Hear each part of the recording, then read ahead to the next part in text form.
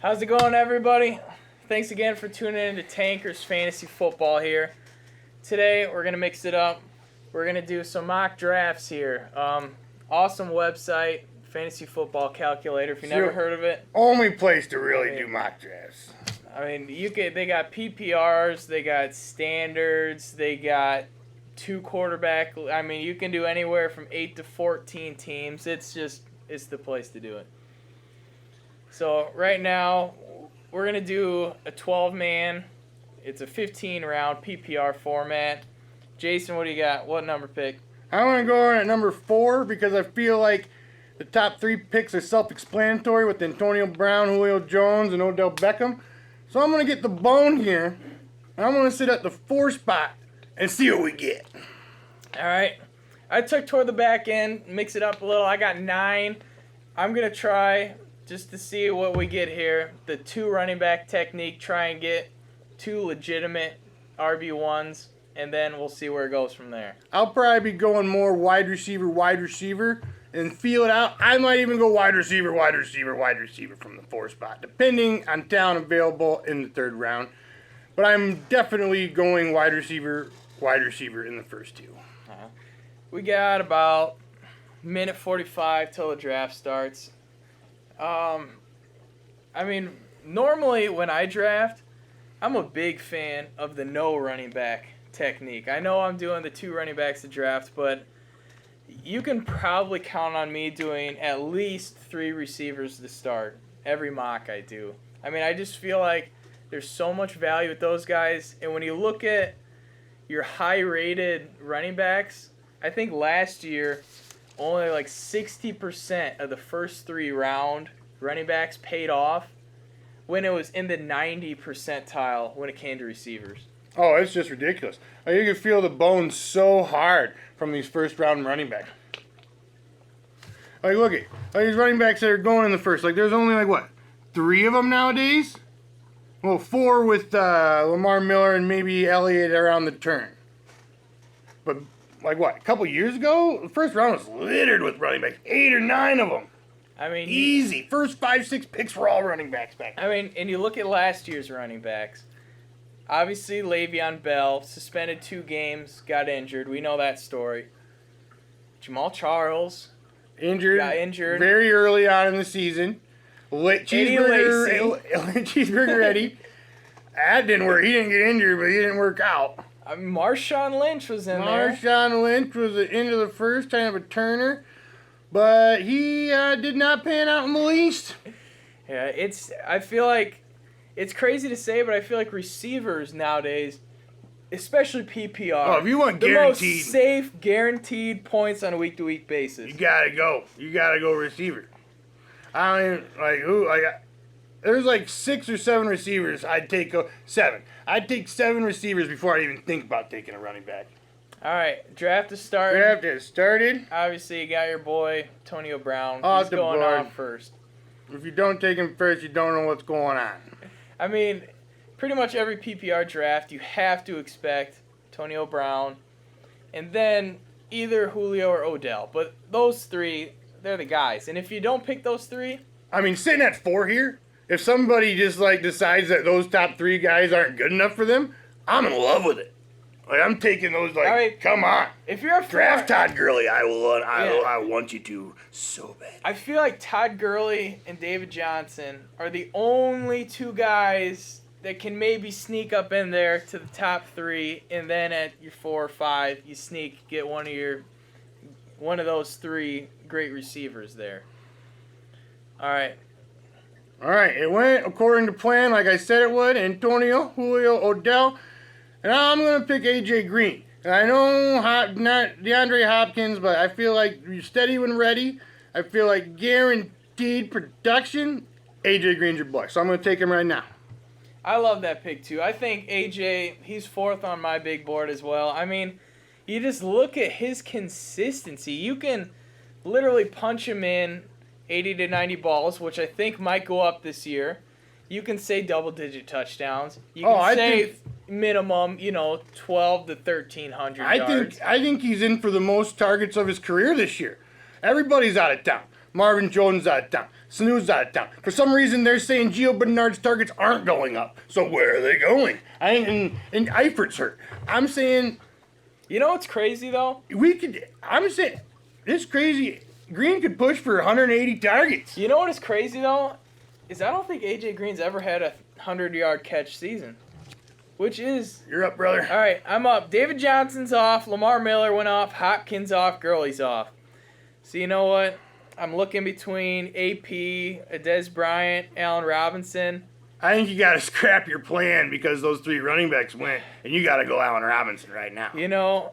I think sometimes you got to scrap your plans. You come into the draft with these strategies. You know what? I'm going to stick to it, even though I hate it. Allen Robinson. I love the Jags. I'm going to go Ezekiel Elliott just because I know a lot of people are going to be risking that late first-rounder for him, and I just want to see if it pans out. I want to see what my team looks like. I don't like the pick, but I'm going to check it out. The only reason I'd ever take Elliott there is if I was in a boatload of leagues and I just want a little taste. You got to have... I mean, I feel like I need some Elliott stock this year. That's the only reason. I have to. You're in a boatload of leagues. You're in the late first. You don't have any Elliott stock, and you want a little taste. And that's the only reason. Taking him over the likes of Allen Robinson, I know he's just a mock draft, but taking him over the likes of Allen Robinson in PPR is a complete blasphemy in my eyes. Complete blasphemy. All right, let's see. I'm taking a look at all our comments here. All right, only bad thing is that you get... Sometimes there's way too many people commenting on the chat, and I don't even mess with the comments. We're not here to talk, people. We're here to draft. I'm not even messing with the comments. There's a bunch of trolls there. Don't even mess with these people. All right. All right, you're up next here, brother. I mean, I said I'm going. This is a running back heavy draft. And I don't like this because we've had 7 running backs taken already here, people. We got Peterson off the board at 11. We got Charles and Bell off the board around the turn. This is the heaviest I've seen a running backs go on a PPR mock possibly yet this year. And I said I'm going to do running back. I really, oh, gee. I mean, right now the best available is Devontae Freeman. And I hate that. You know what? I'm scrapping it. Sometimes you got to scrap it. I'm not going to get a receiver, though, because I'm going to get... Yeah. Gronkowski. Sometimes you just gotta look at the guys available and say, you know what? It's time to draft the man beast. Sometimes you draft the man beast. And I feel like, especially FBG leagues where it's PPR but tight ends 1.5. I mean, Gronk is going anywhere from number 1 overall to, you know, I mean, at the turn in the first. Oh, if you're getting a 1.5, you would have gone sooner than this, though. Yeah, I mean, Gronk, I mean... This is 1 point. I feel like you can put him anywhere, and you can't argue the value. I feel like he's obviously the man to get at the tight end position. All right, since I'm going receiver, I'm in love with how many running backs have gone off the board so far. Now it's my pick, and I'm going to look, and I got a plethora of talent. I got Mike Evans, I got Amari Cooper, I got Alshon Jeffrey and Brandon Cooks to choose from. And from these guys, I'm going to take Target Monster. I'm going to go Mike Evans. I think Mike Evans is the guy this year. I just think out of those guys available, he's got the highest upside, so I'm going to take him. I think Mike Evans is poised for a huge year this year. The only thing holding him down last year was touchdowns. So what's that saying? He's going to return to the median. And when they return to the median after he scores, what, he scored 2 touchdowns last year? 3 touchdowns. I think he went from 12 to 3. So I'm saying I'd pencil him in for 9 or 10. I mean, I'd write him down for 9 or 10 with the upside of 14 to 15. He had the rookie quarterback last year. And, I mean, people are saying, how bad of a year it was. I think 2 touchdowns is a fluke. He had more... Or 3 touchdowns. He had more receptions and more yards than he did his rookie year. It was literally only... obviously he had some drop skis going on, but, touchdowns was literally the only thing. Jameis Winston's going to get better. He's going to get better. I'm expecting humongous year for Mike Evans. I really do. I think... and the guy's only, 22 years old? He is very young. I think I think next year he'll be an easy first round pick. But, you know, late second, you're looking at your A.J. Green, Mike Evans to start off your team. I look at the guys drafted before Mike Evans and say, can Mike Evans outproduce these guys? And we're looking at Demaryius Thomas. I say, yes, Mike Evans can outproduce Demaryius Thomas. And we're looking at Jordy Nelson. Nah, you know, Jordy Nelson, but he is coming off a big injury and he is getting a little bit older, so we'll say yes. I mean, we'll give the edge to Jordy, but we'll say Mike Evans can outproduce him, you know, if the star of the Grimlap system aligns out there. And then we got what? Brandon Marshall? Nah, I take Brandon Marshall over Mike Evans. But then we got Keenan Allen. I'm saying give me Mike Evans over Keenan Allen all day. All right, Keenan Allen's been pretty steep. He's going right about, I mean, he's like early second round. I mean, I get he was PPR king. I think he was only second to Antonio Brown. I was listening on the radio, and I was like, has Keenan Allen just caught the last 5 plays? Like, this is insane. I mean, I expect, if he's healthy, I expect another big year. But I don't think his upside is quite as great. And right now, I mean, this is a classic example of not having a total strategy when going in, getting what the draft goes, because I hated my no receiver first rounds, and he is like loaded. I said earlier in a podcast before, if you're in the top 5 or 6 picks and you go wide receiver in the 3rd round, your boy is LaShawn McCoy, and I'm going to take him right here at the 4th overall pick in the 3rd round. So I got LaShawn McCoy, A.J. Green, Mike Evans, and I'm feeling pretty good about myself so far. Feeling pretty good about myself. I mean, I like the value there, but, you know, you pass on T.Y. Hilton just got drafted. We're one behind him.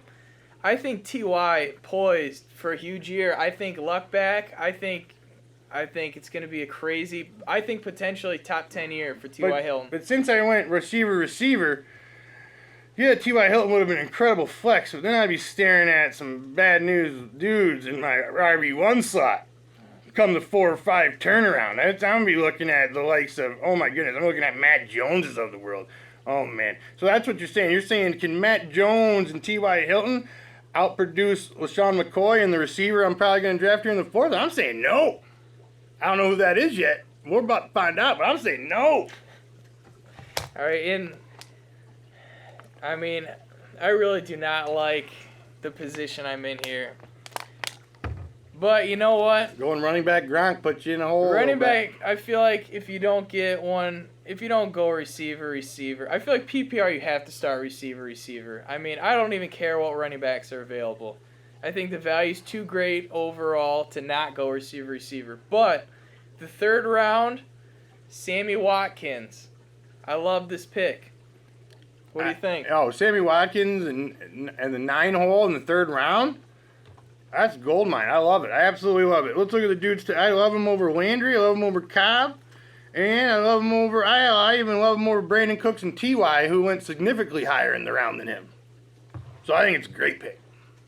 Yeah, I feel like that pick saved me so far in this draft. I think if you can get another good wide receiver and like one of them later round flyer RB type of dudes that are RB2 type of dudes that are low on the radar, like Rashad Jennings or something. I think that team could be. I mean, with Gronk, the great equalizer, the man beast. I think the main thing with my draft, you gotta have Elliott needs to be good, or you're already lost. Elliott has to produce. If Elliott doesn't produce, I've got nothing. Because I spent my RB1 pick on a rookie. That's why I hate the pick. And it all rides on a rookie. The last rookie running back to go number 1 or in the 1st round, Ryan Matthews. Let's see how that happened in San Diego. I mean, I don't like it. But I don't like 1st round picks being rookies. I think that's belligerent. I think that's insane. I'm not on it. I won't do it. I'd feel so much more comfortable if Elliott was in that. If I could get him in the 2nd round coming back, and I could get, if I'm going the 2 running backs, if a David Johnson slides to me. But I feel like in the 1st round, Ezekiel Elliott, don't get me wrong, he could be the number 1 running back. I could see it. I could see him being the number 1 running back. Darren McFadden performed very well behind that offensive line. We're talking about Darren McFadden. It was Bumsky Deluxe. Yeah, he had 1,000 yards, McFadden, did behind the Oh, he offensive was line. running through, to quote John Madden, holes you could drive a truck through. All right, right now I'm looking at Kelvin Benjamin, Golden Tate, Jeremy Maclin, Eric Decker, because I need to sew up a second receiver. I think you got to go Maclin. I think Maclin's your clear-cut guy right here. Maclin, I mean, started off a little strong last year, but, I mean, once again, I mean, I think he's... Started off slow. I mean, but he got it going. And Oh, I think, got it I mean, going. he's obviously the Became number one. a solid wide receiver, too. Solid. 12-team league, wide receiver, 2, Jeremy Maclin. In love with it. I think Maclin, once again, he's the only real receiving threat there. I mean, Kelsey at the tight end position, but Kelsey was a little underwhelming. And I think Maclin in the fourth, once again, has wide receiver 2 all over him on a weekly basis. And I've been pretty lucky that I feel like after going no running back here, I feel very fortunate to have a Sammy Watkins and a Jeremy Maclin here. Who are you looking at coming back here? I'm looking at him, hoping that we can get a good sew up the RB2 with the Matt Forte. But if that disappears, I think the wide receiver is a little bit dried up right now. It's like Golden Tate world. I'm looking at drafting Jordan Reed. I think he would be the clear-cut best player available with the highest ceiling on the board. And yeah, Washington, I mean, I might take Jordan Reed over Matt Forte, to tell you the truth. I haven't even decided. I mean, their offense, Washington's offense runs through Jordan Reed. Runs through him. Kirk Cousins loves him. I mean, it's... Jordan Reed could be the number one tight end. I was just going to say, Jordan Reed could be my Gronkowski here. He could be number one tight end, and I could get him 2.5 rounds later than Rob Gronkowski. Rob Gronkowski, they both have health concerns. But Jordan Reed's more of the concussion issue, but I think in this late fourth, I think you gotta maybe pass on to Matt Forte, and you gotta get yourself a sexy boy and a great equalizer, like you're saying. Like, I think you gotta go Jordan Reed here. And I love that pick. I think that's super value. I think it's incredible value, but one thing is, with tight ends, I'm not concerned about injuries. You know why? Because you're looking at guys like Antonio Gates, Martellus Bennett, who can easily put up tight end 1 numbers, and you can get those guys 9th, 10th, yeah, and 11th round. These dudes will only be averaging like probably 4, 5, 6 points at the most less the week than your sexy boys like your Greg Olsons, your Gronkowskis, your Jordan Reeds. I mean, I've got more faith in Antonio Gates than even I do.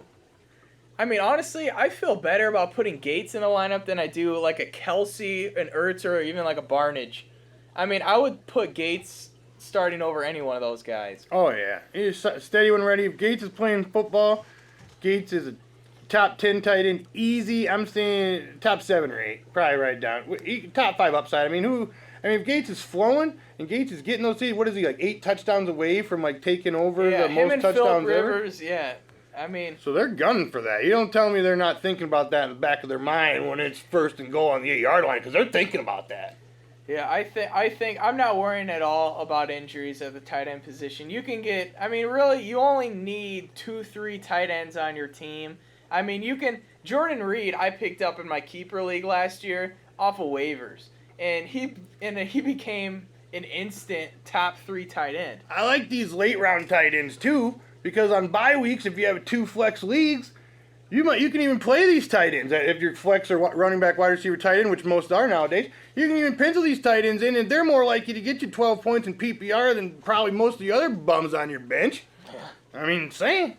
I mean, yeah, deep when it comes to, even if, like you said, 2 flex leagues and it's bye weeks, I mean, there's no reason why I wouldn't start my second Matt Jones over Matt Forte. That's gross. That's gross, people. I know the hype, but that's completely gross. I mean, Matt Jones last year. Forte just got picked. It was the Dreamweaver. All right, Eric Decker's off. Right now, you're looking at, I mean, you got your Baldwin, Michael Floyd. You know what? You know who I love for you? I'm not making your pick, but I think quarterback, I think it's time to pull the trigger. I mean, you're looking at these guys. And you're looking at them, and these guys on the list are kind of unsavory. Like, you got Doug Baldwin's and you got, like, Gio Bernard's. I mean, I'm staring at it. I think I could be drafting the number one fantasy quarterback right now. I'm drafting Andrew Luck. I think Andrew Luck could win you fantasy league if you draft him in the 5th round. I mean, last time he was winning you fantasy leagues, he was in the 5th round. Seriously. I mean, I know. Quarterbacks are down, but we're talking mid-season and Luck's on his thing. Are you going to trade Andrew Luck for Doug Baldwin or Gio Bernard? The answer is no. So, I feel like taking him here over like flex spot Jamooks that I don't even feel confident in is a no-brainer. No-brainer. All right. All right, what you got here? What you got? You're up next. I mean, again, I feel like 5th, 6th round is usually when I'm gonna try and get my tight end and my quarterback here, because I just feel like these guys, a lot of the backs are kind of your game plan guys. I mean, your Jeremy Langfords, your Ryan Matthews. These are guys who it's just game flow, and I don't trust them at that fifth round cost there. And you know what? I think I'm going to go quarterback here. I think it's Russell Wilson's team. I think it's dried up so bad, and the fact that we've both already taken our tight ends, I think quarterback might be the play here. I mean, I'm not even a quarterback guy, and I'm like totally on board with this right now. I mean, we both got guys in the 5th round that could easily be the number 1 and 2 quarterbacks of the year. I mean, we can't. I mean, if you don't feel good about these guys, and you're looking at a top 3 player at a position, you should probably take that top 3 player at a position if these other positions you don't even feel good about. Ridiculous. Andrew Luck and Russell Wilson can also get you rushing touchdowns, which is great. And, I mean, they're good each for, Andrew Luck will fall in the end zone 4 or 5 times a year. I've seen him. He's doing it. Who you got here? Who you got? Right. I feel like I know what your play is. He knows me too well here. I feel like I know he's going to take my boy right now. I love this guy in the 6th. I think he's a solid RB2. We talked about this on this last episode here. This guy is going to win you leagues in the 6th round here. He was going in the 2nd round last year, and people were good, and he still had a decent year, but he didn't have 2nd round value. But in the 6th round, I think it's incredible value. Should we even tell him who I drafted? Jeremy Hill, by the way, if you didn't watch the previous podcast. Jeremy Hill, people. Right now I'm looking at Elliott and Jeremy Hill. These two guys, I'm feeling pretty good about this backfield, actually. See, I would have felt even better about taking my Andrew Luck in the 5th if this guy wasn't in this draft with me, because I think I could have sewn up Jeremy Hill in my spot. I'm pretty sure every single draft I'm in this year, 6th round, you can sew me up for taking Jeremy Hill. The values. If you only have one running back in the 6th and Jeremy Hill's on the board, I feel like it's a must-do. I mean, the guy still had double digits touchdowns. Let's say he goes more median and he's somewhere in between his rookie year and last year. Then that 6th round value is incredible. That's incredible. If he meets in the middle of between where he was his rookie year and what was happening last year, 6th round? I mean, he could return 3rd, 2nd round easy. Let's take a look here at these 6th round guys that are going around him. He's going to outperform his draft position all day. One pick before me went Jeremy Langford. That's a crowded backfield. You got Carey, you got Howard. Frank Gore off the board. Woof. Very game flow kind of guy. I mean, I feel like Langford can get you anywhere from 5 touches a game to 20 catches a game. You just don't know. You can't trust him. Frank Gore went 2 picks after me. That's a dusty old road there. That is a very dusty road. I do not. Frank Gore is undraftable, and I know that it's the 6th round, but there's a whole list of dudes I would have taken over him. I don't even want to get into it because it's just that bad. All right. I'm feeling on, I think about double, I don't know. I think I'm going to go safety pick here. I think you got a low ceiling. Probably a pretty high floor on this guy. I think I'm just going to go Allen Hurns. I think the talent's there. I think, the coverage is going to be on Allen Robinson, who I also love. So, I don't know if Allen Hurns can do as good as he did last year. But putting Allen Hurns in your flex in the end of the 6th round, I feel like that's value. I think you got to take Allen Hurns over a guy like John Brown, which I just did. I mean, they're going to throw the ball. I mean, 1,000 yards last year, 10 touchdowns. I mean, this guy was going undrafted. And this guy, I mean, he was putting a wide receiver 2 to 3 numbers. Oh, he was wide receiver 2, and I just drafted him as my wide receiver 3, and I feel pretty good about it. Like, if you're only in a 1 flex league, or even a 2 flex league, like having Allen Hurns be one of your flex guys, that's solid. I know I only got running back right now, but I'm working on fixing that up right now. Who are you looking at best available for you Best here? available about the running back situation? I think right now, I mean, they got Ryan Matthews on there, but I'm not really up on that. I'm not really a Ryan Matthews believer. The Eagles, I don't think they're going to be very good. So I'm looking at Rashad Jennings, who is a crusty busty, but I think Rashad Jennings could be your dig 'em up player of the year. I think he could be a Brandon Lloyd. I think he could be a Justin Forsett a couple years ago. I think he could be that guy. Like, all of a sudden, you're looking at the week 8, and you're like, oh my goodness, how is Rashad Jennings a top 10 running back? I mean, they're going to be a lot more. He's going to get a lot less guys in the box there. I mean, last year, obviously, only Odell. I mean, he was getting doubled. And they weren't respecting. They're always trying to run these Andre Williamses of the world and these Shane Brains. And so far, what I've seen, they're talking about how they're going to knock that off a little bit and go Rashad Jennings more. And if that's the case, and that decent of an offense up in New York or New Jersey, wherever they play, Yeah. I think right now Melvin Gordon was taken. So I think my boy at RB2 position, I think it's Rashad Jennings. Yeah, I mean, right now, And I love it. the best 3 available for you, it was Ryan Matthews, Rashad Jennings, And Chris Ivory. Chris Ivory. I mean, I think Chris Ivory, I think he's going to get you touchdowns, but I think he's another kind of game flow guy. Game flow dependent. And I think Rashad Jennings, I mean, I don't know. I don't know why I love him so much. But he's just my boy this year. Like, I got the vibe, Like, I just have this feeling. I've been watching him. He got a touchdown the other week in week 1 of preseason, right?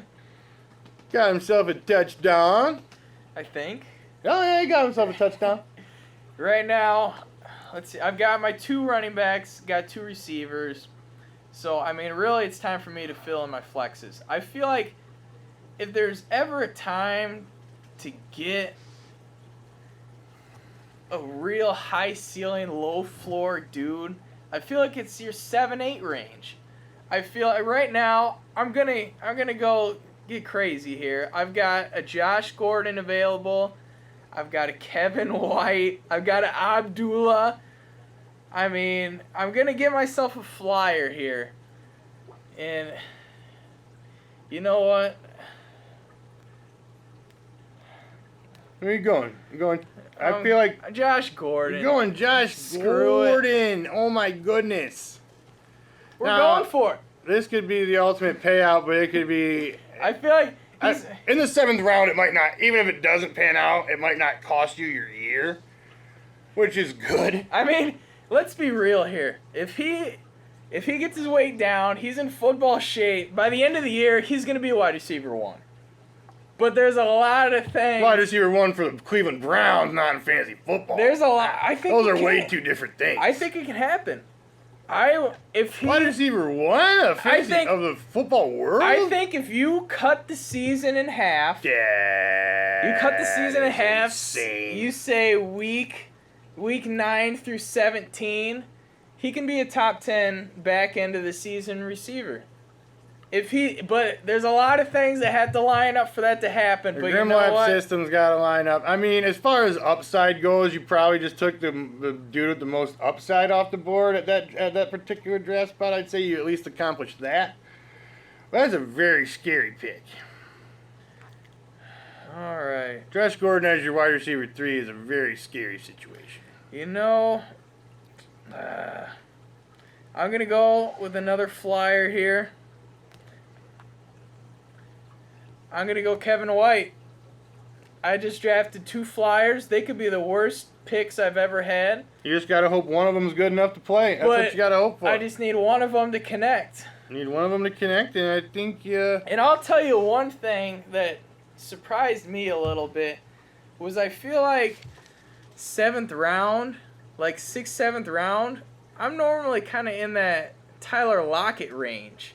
Like I feel like Tyler Lockett is going to be a great breakout star this year. And he went the 5th round in this draft, which I don't know the last time I saw him go that high.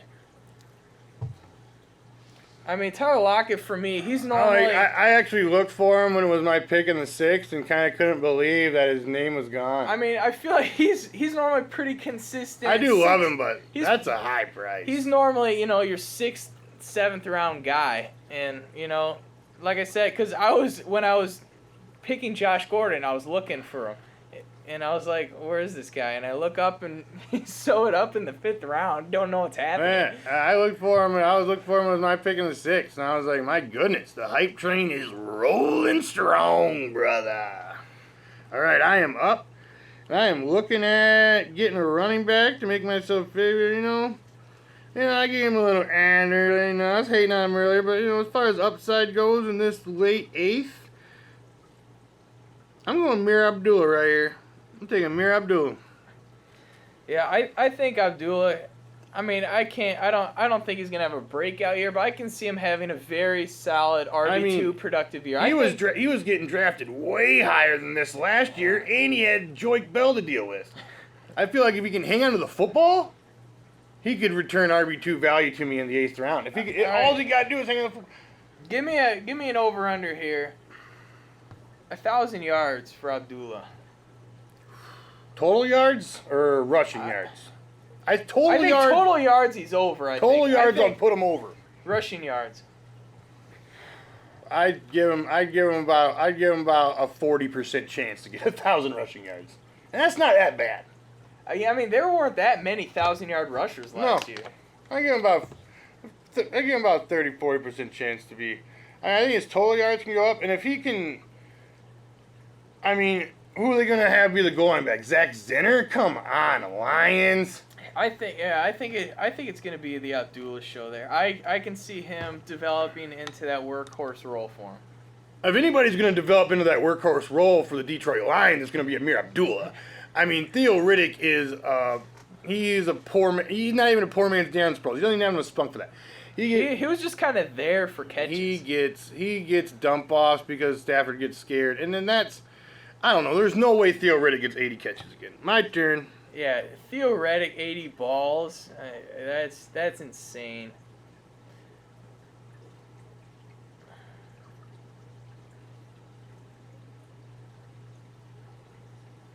Who are you looking at here? You got your 3 receivers. You got your 3 backs. You got your tight end. I mean, you've got your lineup in a 2-flex league at this time here. I'm not sold on starting Amir Abdullah, though. That's what I'm scared about. Better go quick. Yeah, better make it happen. You know what? I'm just going to take straight upside here because I'm in love with him. I know I just overpaid the Mighty Piper, but I'm going to take Sammy Coates. Apparently. I'm going to take Sammy Coates here. I know, Marcus Wheaton. I am not a Marcus Wheaton believer. I think he's just out there absorbing targets. I don't think he's really a stud or has stud potential.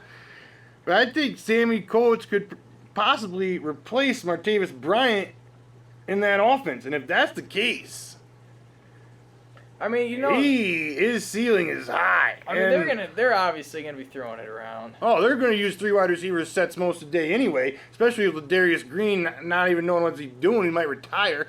So they're probably going more 3 wide receiver sets. And if Sammy Coates is on the field, I think he is more talented than Marcus Wheaton. And Antonio Brown is going to be sucking up all that coverage. I'm not expecting Sammy Coates to catch 80 balls. But if he catches 60, he could push for 900 yards. Right now, I still only got 2 backs, and I'm gonna take. I feel really good actually about my backs, and I'm gonna take the highest upside. Right now, Tavon Coleman in the 9th. I think we talked a little earlier on this. I think this is a guy who can flip the script on Freeman. I would almost say I expect Coleman to start by the end of the year. Ooh. I mean, that's going out there, but That's a hot take. I'm going there. Going there. I think Coleman will be the starter by the end of the year. All right, you're back up.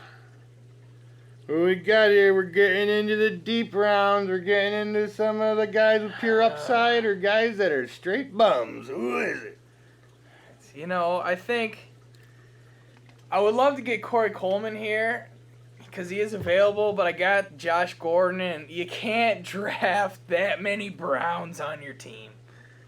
But you know who I'm getting? I'm going to get a Travis Benjamin in the 10th round. Nah, I mean, I'm not on it, but that is if he did what he did last year in Cleveland, I mean, you look at he put up he was surprising a lot of guys early in the season. He's going to be the deep threat. Stevie Johnson's gone. I mean, I think Keenan Allen, he's going to take some pressure off. Obviously, Phillip Rivers is going to throw for 4,000 yards.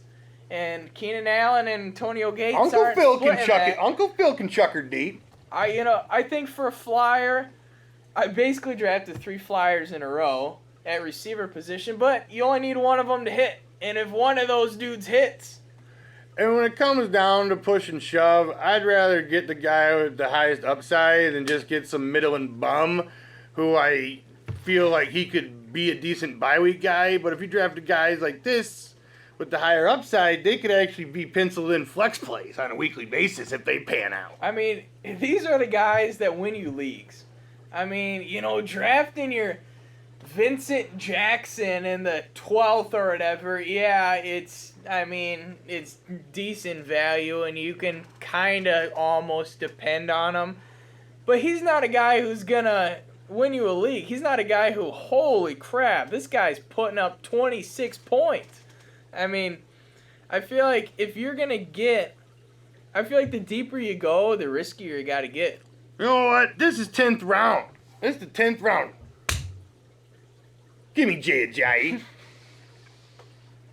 Give me Jay Ajayi. I mean, I'm not a Foster believer, and I know Ajayi looked like the Bumsky Deluxe the other day in preseason.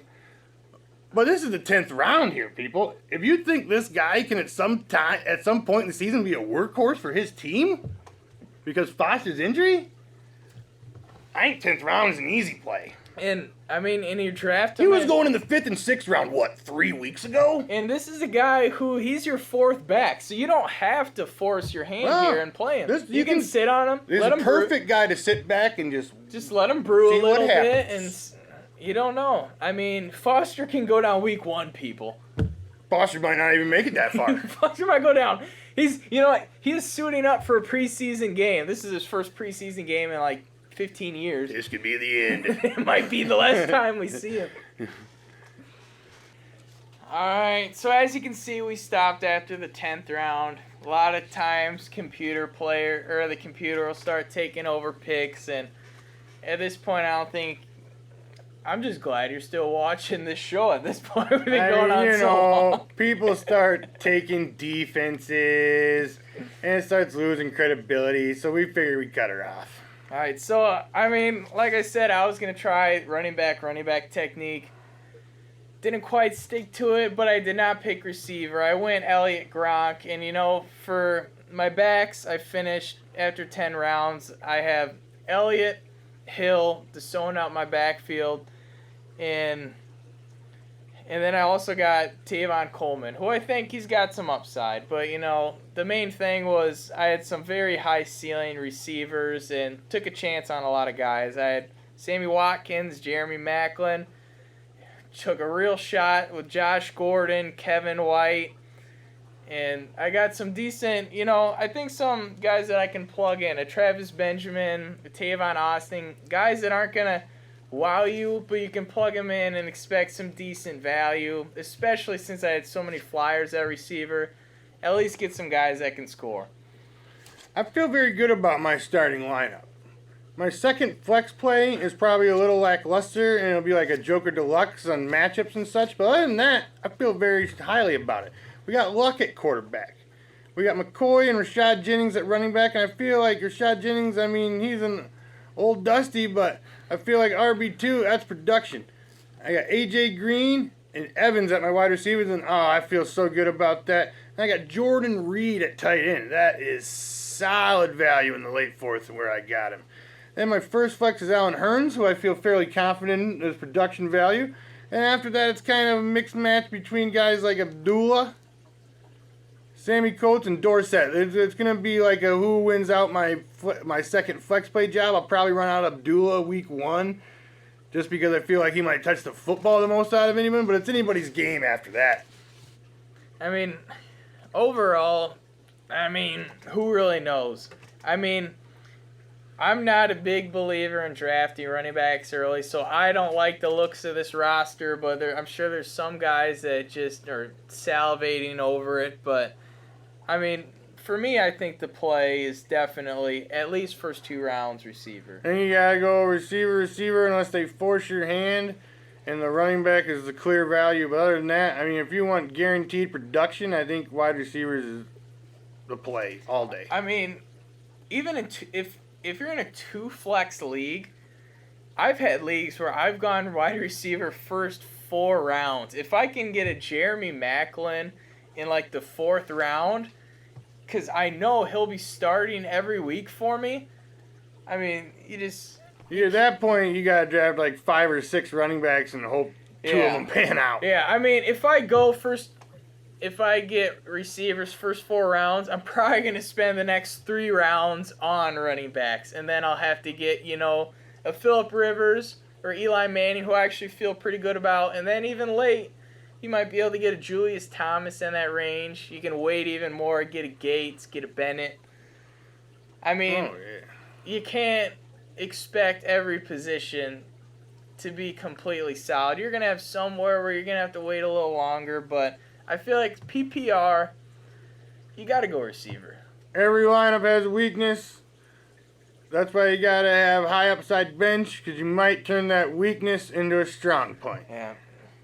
I mean, you got to go flyers. And we kind of talked about it. I feel like 7, 8, 9 range is there's so many high upside flyers, especially at receiver. Definitely. I mean, Lockett, Kevin White, you got Corey Coleman, you got Josh Gordon. I mean, that's why I feel confident in Marvin Jones. Wide receiver. Then I feel like you got to start taking other positions because the value of receivers in the 5th, 6th, and 7th rounds is still there. While probably the value of these other positions is not nearly as high as the dude you can get at wide receiver in the 5th, 6th, and 7th round. But I feel like you must have 2 strong, beastly wide receivers in your lineup at all times. Yeah, and one thing I do kind of like to do is I like to kind of find the cliff at positions. Come on, man. I feel like when I look at when I look at quarterbacks and when I look at tight ends, if I know I'm going to go really heavy at receiver and running back, I kind of like to see the cliff, you know, how long can I wait before I have to take this guy so I'm not screwing myself for the season. I mean, there's a time where, you know, you have to pay up and get your man unless you plan on starting Ryan Tannehill or Derek Carr in your lineup, but all right. Thanks a lot for watching. Join us next time. Catch you later. Laters.